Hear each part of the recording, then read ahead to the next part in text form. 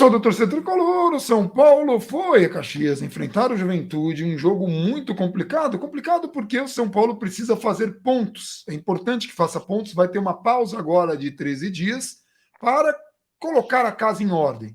E estava vencendo, mas ali nos minutos finais, já nos acréscimos do jogo, acabou tomando o gol de empate. Este é o vídeo de jogo, uma partida que teve muitas polêmicas. O jogo mesmo não ofereceu tanta coisa, ainda que tenha tido algumas coisas registráveis, como, por exemplo, a estreia do Juan. Ele entrou no jogo ali, o Rigoni, que saiu ali já preservado, já colocando gelo no joelho. O Crespo não pode perder ninguém, principalmente nesses dias que ele vai ter para trabalhar.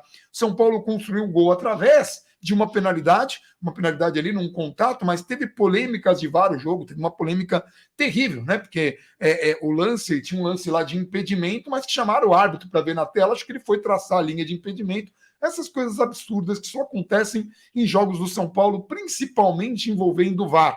Né? Aí no pênalti não teve nem chamada, no gol do Juventude ainda tinha um impedimento, mas o Miranda toca na bola, também nada a registrar ali do lance. O resultado não foi bom, acho que nem para a Juventude, nem para São Paulo, diante de tudo que está acontecendo no cenário, né, nacional. Mas o São Paulo tem aí 13 dias para trabalhar, 13 dias para colocar a casa em ordem, 13 dias para preparar melhor o time fisicamente e tecnicamente, são dois aspectos muito importantes. 13 dias para especulações de reforços, sim, está tendo isso. Se tiver, obviamente, nós vamos ter vídeos especiais aqui no canal, mas a programação deve ficar só com lives mesmo, até para a gente conseguir reestruturar algumas coisas aqui que estão faltando, né? Conversar com os membros 05 e também um vídeo de erros de arbitragem, porque está sobrando material que não falta. É um documentário para 2 horas. Dito tudo isso, está ao meu lado o Gabriel Perecini. O que você viu no jogo? O que você achou de mais interessante? O que você viu de erro, de acerto no São Paulo, que a gente sabe que o Crespo escala de acordo ali com o que ele tem em mãos, né? Quem está bem, quem não está. Não é muito estratégia de esse adversário eu vou colocar esse plantel. Mas hoje Benítez jogou, né? E eu queria que você comentasse tudo isso. Vamos lá. Em relação ao jogo, assim, em termos gerais, o empate é merecido. Mas quando você toma empate, você já faz o gol numa reta final do jogo, você consegue achar um pênalti ali, daqui a pouco a gente fala dele, mas uma malandragem ali do Igor Gomes, um lance que ele deixa o pé para sofrer o pênalti, e sofre. E aí você toma o gol ali, faltando 3, 4... No Brasil tem essa, no Brasil, na própria transmissão, não, porque tem que ver se tem o contato. Então, assim, você toca no jogador, o futebol é um esporte de contato, mas no Brasil é assim, você tocou no jogador, você dá margem para que seja pênalti. O Igor Gomes, pelo jeito, sabe disso, deixou o pé, tomou um toque do joelho do goleiro do seu pé esquerdo, sofreu pênalti, tudo bem. Mas aí você já consegue fazer esse gol quase aos 40 do segundo tempo e vai tomar o gol 7, 8, 9 minutos depois. Aí realmente o empate passa a ser um resultado bem contestável, né? Mas em termos de se foi bom, se foi ruim, o jogo foi empate, foi jogado para ser empate. Mas em termos da escalação inicial, o Pablo não teve a disposição hoje, que ele teve questões pessoais para resolver, a gente ainda não sabe exatamente o que é. Isso abriu espaço para o Luciano, que era sabido que provavelmente não conseguiria jogar os 90 minutos, mas pelo menos aguentou mais de um tempo, então já entra na condição de titular. Entra o Rigoni. Do Luciano no jogo, antes da gente... O Luciano está sem ritmo, né? Não foi um grande jogo do Luciano, até em termos de movimentação, a gente viu ele se movimentar menos do que está acostumado. Quando joga Luciano e Benítez, o que a gente tem visto com o Crespo um São Paulo praticamente com 2 meias, né? O Luciano jogando mais longe da área do que jogava no ano passado, e aí você tem o Benítez, que fica ali jogando basicamente entre as intermediárias, de vez em quando vem buscar o jogo, de vez em quando busca as costas do volante adversário, e o Luciano que joga ali da posição máxima, digamos assim, do Benítez, para frente, circulando ali, só que você não tem um centroavante de fato, então você tem muitos jogadores ali na frente que se movimentam, o Luciano longe da sua melhor condição, o Benítez com essa limitação, não é um jogador que ele vai abrir, que ele vai fazer uma ultrapassagem no fundo, difícil, isso não vai acontecer, ele vai procurar costa de volante, o espaço vazio, porque ele precisa do espaço para jogar. Então o Benítez, o melhor jogo dele acontece quando ele tem espaço para jogar e ele tem campo para fazer uma enfiada de bola ou um lançamento. Hoje, ele conseguiu em alguns momentos ter, principalmente no segundo tempo, ter a primeira opção. ele tinha espaço, ele conseguia muitas vezes receber a bola, levantar a cabeça, procurar o melhor passe, só que no primeiro tempo, um Juventude com 3 zagueiros, ficava com a defesa bem protegida, então ele não tinha a bola que ele enfia para o Marquinhos contra o Racing, ele não tinha o lançamento que ele fez para o Rigoni contra o Vasco, isso não aconteceu. Então vai limitar bastante o jogo dele, não é mais um jogo que não é brilhante dele, o Benítez ele precisa... Ainda que ele tenha tido uma oportunidade ainda no primeiro tempo de um arremate, né? Que São Paulo teve o quê? Foram 3 oportunidades no primeiro tempo, mas 2 no primeiro mais... tempo? Teve um chute de fora do Benítez. No primeiro mas a tempo? bola vai para fora. No primeiro tempo, né? Que ele chuta, ele arrisca um chute de fora e a bola que a bola passa ali em direção ao ângulo? Isso é segundo tempo. Segundo tempo, então foi, acho que foi primeiro tempo, assim, a única jogada que o São Paulo tem no primeiro tempo é a saída de jogo rápida do Léo pro Luan. O Luan faz um bom passe pro Rigoni, o Rigoni finaliza para a defesa do goleiro. Sim. Nossa, e o Rigoni arremata bem, que a bola vai em cima do goleiro, não arremata mal. Verdade, o chute do Benítez, agora eu tô vendo, desse lado do campo. Foi aquele chute do Benítez, foram 3 oportunidades de São Paulo no geral, né? Assim, foi muito pouco, na verdade, o jogo foi muito ruim. O São Paulo, para enfrentar um Juventude. Mesmo o Juventude trancada, também, os dois lados, não tinha. Mas o Juventude estava satisfeito com o empate. O Juventude hoje, por exemplo, joga com 3 zagueiros e não vinha jogando dessa maneira. Então a ideia, eu acho que pela estrutura de jogo, pelo que foi a partida, pelo que estava a partida até o São Paulo achar um gol já na parte final do jogo, o Juventude estava extremamente satisfeito com 1-0. Se desse para ganhar, ótimo, legal, mas o primeiro objetivo era pontuar contra o São Paulo.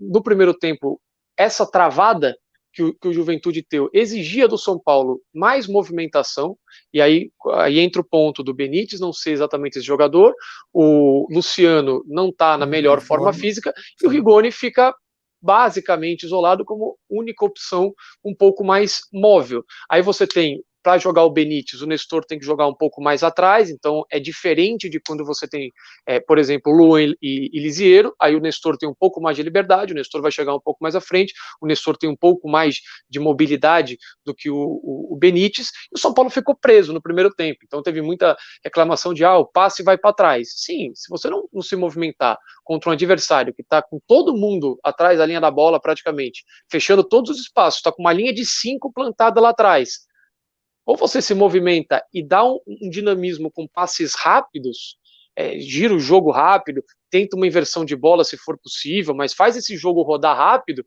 ou você vai parar, vai olhar, o Juventude vai inteiro fazer um bloco ali na defesa, aí você ou rifa a bola e praticamente doa para o adversário, porque o São Paulo não tem nenhum pivô, não tem nenhum jogador que você vai jogar essa bola lá para dentro da área ao acaso, ou você vai ficar preso na marcação. Tanto que a melhor chance do São Paulo é quando o Léo aciona rápido o Luan de primeira coloca para o Rigoni sair de uma ponta e para o espaço vazio. Que bola do Luan. Assim, nos últimos jogos, até chamou um pouco a atenção. Nos últimos jogos que o Benítez jogou, no jogo contra o Fortaleza, tem a roubada de bola do Lisiero e a enfiada de bola do Lisiero. Hoje, a melhor enfiada de bola do São Paulo no jogo vem do Luan. Então, são questões que preocupam um pouco, porque de evolução vezes... com o Crespo, né? Porque assim, a gente sabe que o Luan cresceu muito com o Diniz. Alguns jogadores de São Paulo, a gente fala aqui, independentemente do Diniz ser um técnico bom ou ruim, eu não estou nem questionando. Alguns jogadores cresceram com o Diniz. O próprio Luan fala isso. Mas essa coisa de enfiar a bola do Lisiero, do Luan, parece muito cara de Crespo, né? Porque é um estilo de jogo que ele gosta muito, né? Que até acho que faltava no jogo do Diniz. Essa bola em profundidade, assim, enfiada, e tanto o Lisiero quanto o Luan parecem estar crescendo nisso e dá alguma esperança, porque assim, a gente tem que lembrar, o São Paulo está jogando contra um planejamento muito mal feito, que a gente já falou aqui, não vamos ficar batendo mais, mas isso atrapalha o trabalho do Crespo.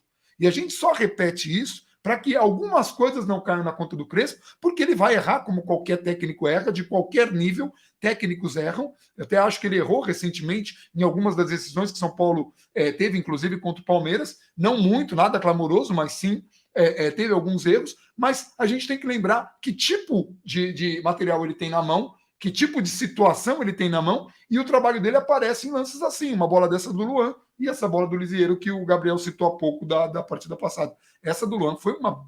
Cara, sai o gol do Rigoni, metade do gol, 80% do gol teria sido do Luan.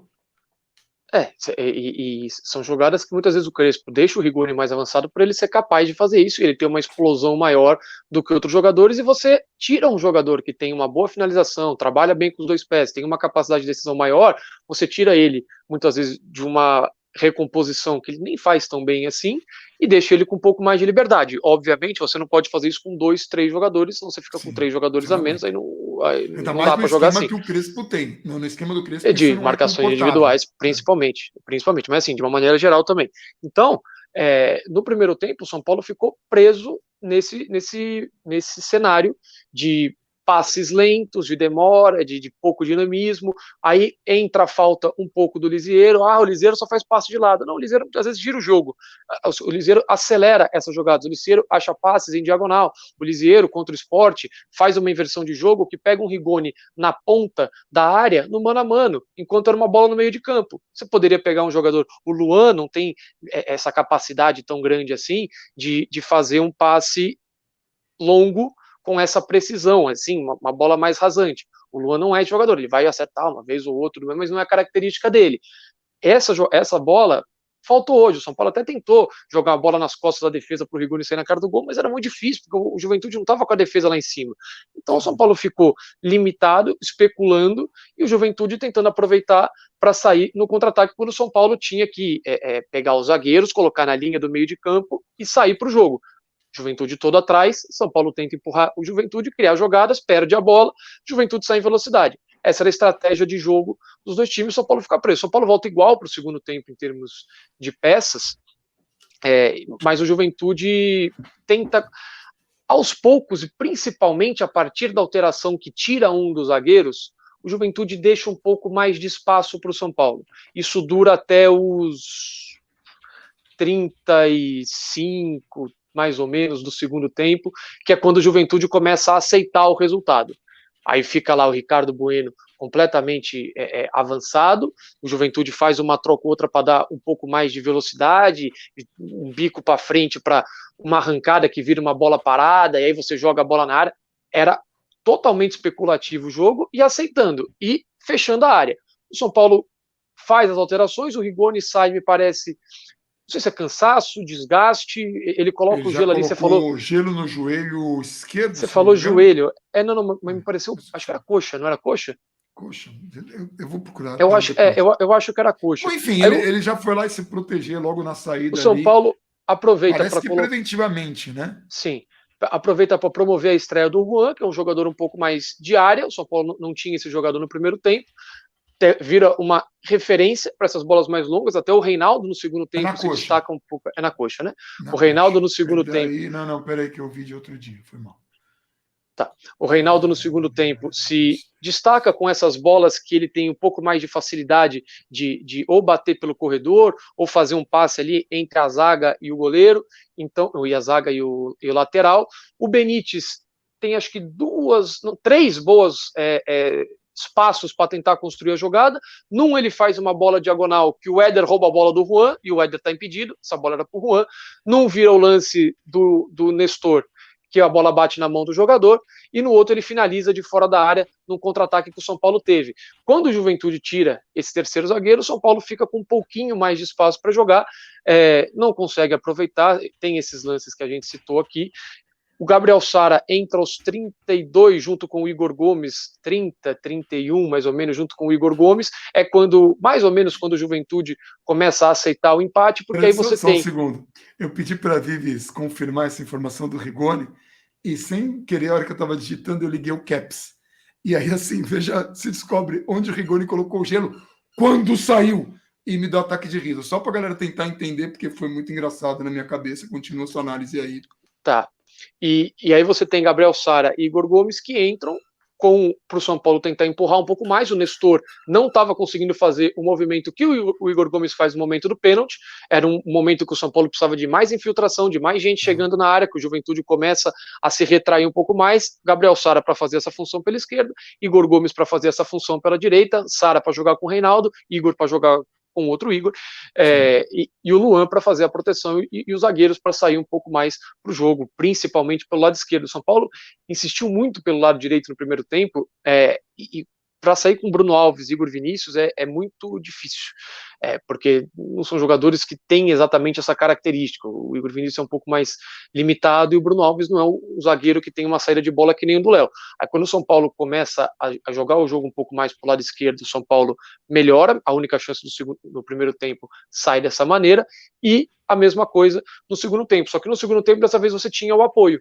Você tinha o Igor Gomes para jogar com o Igor Vinícius, um Sara para jogar com o Reinaldo, a aproximação do São Paulo, que a gente sempre fala, São Paulo melhora quando tem aproximação, e você tem Éder e Juan, eventualmente um para sair da área e jogar com Gabriel Sara e Reinaldo, fazer uma triangulação por ali, a mesma coisa do outro lado, e você tem um outro para complementar e ficar na área, mais ou menos parecido com o gol que o São Paulo fez contra o Sport, em que o Vitor Bueno sai da área para tabelar no meio de campo e o Pablo fica para receber a jogada. E isso era a ideia com Éder e Juan. Éder mais para sair, Juan, em teoria, mais para receber a bola na área. E aí, numa dessas jogadas, enfiada de bola para a ultrapassagem do Igor Vinícius, esses movimentos que a gente muitas vezes elogia o Thales Costa, que faz muito bem essa ultrapassagem nas costas do zagueiro, nas costas do lateral, em que ele vem da intermediária e dispara para chegar em vantagem no lance. O Igor Gomes fez muito bem essa leitura, veio o goleiro, ele não tinha muito o que fazer por ali, ele aproveitou que o goleiro saiu,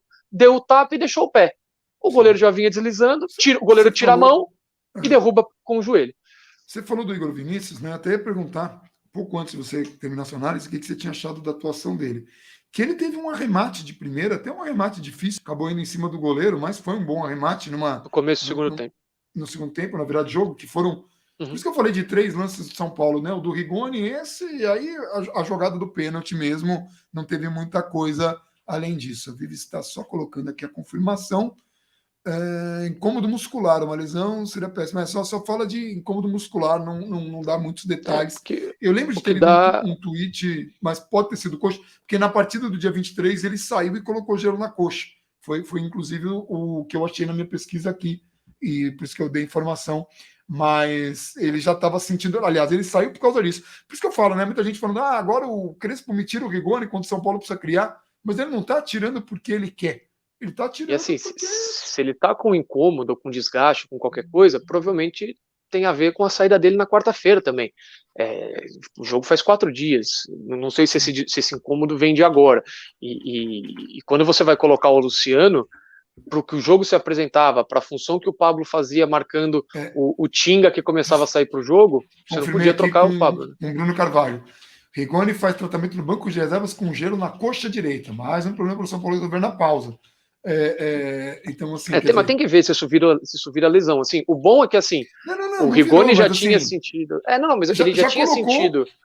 No começo dele no São Paulo, ele sai em algum jogo, acho que contra o Cuiabá, com a mão na coxa, em que não é lesão, só que ele continua jogando, estoura. Então ainda bem que agora, se o corpo dele tá dando um aviso de novo, agora ele tem 2 semanas aí para o São Paulo se recuperar, fazer um trabalho, tentar colocar o time em condições minimamente um pouco mais de competição. Eu falei aqui com o Caio Alves da ESPN, ele até trouxe a quantidade de chances que o São Paulo cede aqui, ó, entre Paulista, Brasileiro, Copa do Brasil e Libertadores. Eu coloquei a imagem do Rigoni fazendo tratamento na coxa, só para a galera ver, assim, mais curiosidade mesmo, obviamente tirada do Twitter, na imagem do primeiro, já vou tirar para não tomar o Caio Alves, do Data ESPN, colocou: entre Paulista, Brasileiro, Copa do Brasil e Libertadores, o São Paulo sofreu 46 gols. Ocorre que 23 das 46 oportunidades concedidas, ou seja, 50%, foram durante os últimos 30 minutos de jogo. Então, assim, e apenas um dos 23 gols marcados pelo rival na segunda etapa foi antes dos 70 minutos de jogo. Então, assim, é uma preocupação que o São Paulo tem que colocar, e que era esperado que acontecesse, aí a gente já falou 200 vezes. Mas aí o São Paulo tem essa jogada com o Igor Gomes. A maioria, acho que, das jogadas criadas pelo São Paulo no segundo tempo, principalmente na melhora, tem a ver com o lado esquerdo. O Benítez gosta de cair mais por ali, o Reinaldo tem mais qualidade para fazer isso do que o Igor Vinícius, e o Léo tem uma saída de bola melhor que a do Igor Gomes, que a do Bruno Alves. Então, o São Paulo consegue construir naturalmente um pouco mais por ali. Numa dessas jogadas você cita, o cruzamento para o lado oposto para o Igor Vinícius chegar batendo. E aí é jogada do Crespo, né? Jogada de um lado, vem o lateral do outro lado para fechar e concluir essa jogada. E aí quando o São Paulo abre o placar com um gol de pênalti do Reinaldo, o jogo inverte, aí o São Paulo se retrai, bateu bem, o São Paulo se retrai, o Juventude tem ali 10 minutos para buscar o ataque. E aí a gente entra em questões que são velhas, que são chatas de ficar repetindo. Começa com o Igor Vinícius na marcação. Toma um drible bobo. Bobo, assim, bobo, fácil, facilmente batido, não oferece nenhuma resistência na marcação. Aí desmonta isso, aos poucos desmonta o sistema defensivo, o Miranda tem que sair na área, faz uma falta na intermediária, ele para a jogada, tudo bem, parei a jogada aqui, é uma falta intermediária lateral, teoricamente não é para ficar gerando tanto perigo assim, tem que ser uma baita batida e tudo mais, aí joga a bola na área, aí você tem dois problemas ali, ou você define que não é para ninguém entrar na área, você vai fazer uma linha de impedimento, você muitas vezes tirando o time mais de trás, não deixando o time marcando ali a partir da linha da grande área, joga mais para fora, deixa o time mais para fora, e aí você fala, gente, vamos tentar deixar os caras impedidos. Ou cada um acompanha o seu. Cada um acompanha o seu, obviamente, exceção aos que fazem a marcação por zona ali. O Gabriel Sara estava com meu Deus do céu, fugiu o nome do... Ricardo Bueno. Ele tá com ele. Bate a falta, ele larga o jogador. E aí, primeiro, o autor do gol foi largado, que é o centroavante do time adversário. Segundo, mesmo que ele não tivesse sido largado, o Juventude já estava em vantagem ali. O Juventude estava atacando, acho que com 3 ou 4 jogadores, o São Paulo defendendo com 2. Pô, aí é difícil, cara. Se a bola vai no primeiro pau, gera problema. Se vai no segundo pau, gera problema. Se vai ali no miolo da zaga, tá no mano a mano, porque ninguém definiu se é para você fazer a linha de impedimento ou se é para todo mundo voltar na marcação. Aí você tem os que voltam, marcando o seu jogador, dá condição para todo mundo, e você tem os que ficam olhando para cima, pedindo impedimento. Então, assim, eu vi seu tweet nisso. Ou sai todo mundo, ou não... É lógico, porque é impressionante a dificuldade que o São Paulo tem em bola parada. É um grande erro, um grande defeito do São Paulo nessa temporada. E aí, o Crespo tem que corrigir isso no treino. Tá bom, que treino? Agora que a gente vai ter. Então, assim, nessas 2 semanas, a gente vai ter que corrigir eventuais melhoras. Mas melhoras física, melhora no jogo na em parte si. Ofensiva. Só quero deixar muito claro, variações. São 13 dias. Não tem milagre, tá, gente? Mas 13 dias é mais do que o Crespo teve desde que ele chegou praticamente, porque, como a gente falou aqui, são 13 dias planejados. São 13 dias que São Paulo não sabe que não vai receber uma ligação do CBF. Sim. E que vai dizer assim, amanhã você tem jogo. Então o São Paulo tem como preparar, serve para todo mundo, serve inclusive para o Volpe, que estava sendo muito contestado e que hoje não tinha o que fazer no gol. Teve gente reclamando do Volpe no gol, tipo, o cara vai na cara do gol e dá uma bicuda daquela, não tinha condição nenhuma e não teve nada que fazer no jogo também. Não fez nada nem de bom, nem de ruim. Simplesmente foi um espectador da partida. Mas o São Paulo tem muita coisa para corrigir e não tem milagre em 13 dias. Mas tem mais do que o Crespo teve, tem uma condição dele colocar algumas ideias dele no jogo, corrigir de repente essas falhas que o Gabriel citou aqui em bolas paradas, que é um calcanhar de Aquiles do time, muito explorado, porque tem times que se especializam em bolas paradas, e corrigir algumas coisas, tanto de posicionamento, de proposta, a parte física, porque, como a gente fala aqui, não adianta o São Paulo jogar 60, 70 minutos, nem sempre vai matar o jogo nesse período de tempo e morrer nos 20 minutos finais da partida, se eu fizer a conta direito. Talvez não tenha feito. Enfim, fica aí a critério de vocês que façam a conta, mas nos minutos finais da partida não pode morrer, como aconteceu contra o Flamengo na goleada que o São Paulo sofreu, que saiu um Bruno Henrique falando. Os caras cansaram. Os caras cansaram. Aí você vê um Léo falando, olha, a gente se matou lá e agora não está aguentando aqui. Aí você vê o Crespo falando, olha, a gente se matou lá e agora não está aguentando aqui. Aí você vê o Casares falando, olha, a gente se matou lá e agora não está aguentando aqui. Aí a gente fala isso e fala, vocês estão sendo chatos. Tá, pode ser. Assim, mas trabalhar com a verdade é muito chatice mesmo. Em 13 dias, você tem que melhorar o seu jogo em si, você tem que colocar algumas peças nas melhores condições. Luciano está clinicamente bem, mas está sem ritmo de jogo, precisa de tempo. Você tem que trabalhar a parte defensiva, principalmente de jogo aéreo, você tem que melhorar o time fisicamente, e aí alguns jogadores, Wellington, Marquinhos, que não estavam nem clinicamente bem, você coloca os jogadores clinicamente bem, você dá um descanso para alguns jogadores para melhorar a parte física, vai dar descanso, não sei o que lá, vai dar descanso, não sei o que lá, é isso que assim que funciona. São Paulo não teve férias, um dos pouquíssimos times que não teve o que fazer. Então, não deu nem uma semana, nada, zero, emendado, se virem. Então, assim, tem que dar pelo menos aí 2, 3 dias agora e dar o resto pro Crespo e falar, ó, faz aqui um trabalho físico, melhora os jogadores que estão no departamento médico, trabalha o que você precisar trabalhar, variação de jogo, volta-se aquele time. Quando ele teve tempo para trabalhar, ainda que tenha sido um tempo irregular, mas ele em vez de ele ter que jogar, recupera no dia seguinte, viaja, joga, e no máximo ele tem um dia de treino no meio do caminho, quando ele passou a ter, sei lá, 3, 4 dias de treino, a gente viu uma evolução muito grande no São Paulo. A gente viu o São Paulo voltar com muita agressividade, com muita aproximação, com objetividade, com bons toques, com uma marcação-pressão muito boa, coisa que o São Paulo hoje não consegue fazer. Então, assim, o São Paulo vai ter agora 13 dias para fazer tudo isso. É pouco, mas talvez seja o suficiente para que o São Paulo leve mais um turno de Campeonato Brasileiro e tente avançar na Copa do Brasil, no mínimo para o jogo contra o Fortaleza, que já é o segundo depois desse retorno. Então o São Paulo tem que voltar contra o Fortaleza numa condição melhor. O São Paulo precisa voltar no Brasileiro com a missão de conquistar uma vaga na Libertadores, ainda mais se reforçar. Estamos preocupados com a questão financeira e tem 13 dias para tudo isso. Recuperar um goleiro que está em descrédito com a torcida, com grande parte da torcida.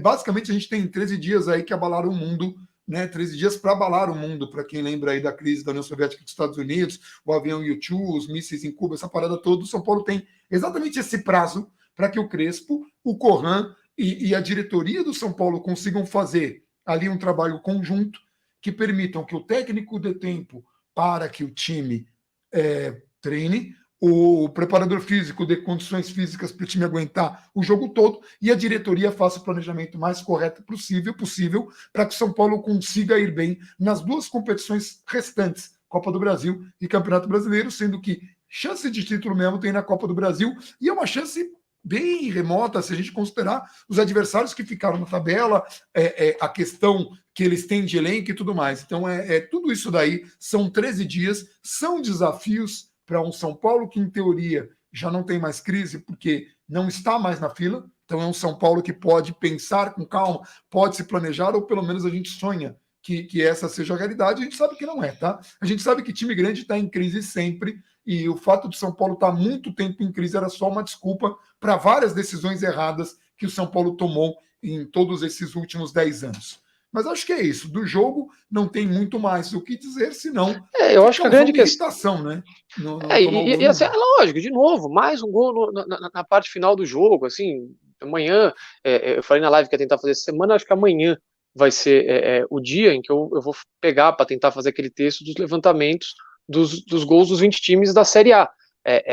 Só que eu tô com os dados, eu não vou conseguir, se eu tiver que atualizar os dados dessa rodada e da Copa do Brasil no meio de semana, vai demorar mais tempo e talvez eu não consiga fazer o texto antes, então eu vou soltar com os dados da última rodada do Campeonato Brasileiro, 13 dias. Mano, do São Paulo Esporte. Foca nisso e na arbitragem. Sim, mas assim, vou tentar fazer amanhã, porque é um texto, ainda tem que complementar os dados, como eu tinha falado, então tentar fazer amanhã, porque se você pega dos 15 minutos do segundo tempo em diante, o São Paulo está presente no topo em todas as comparações negativas que você possa fazer.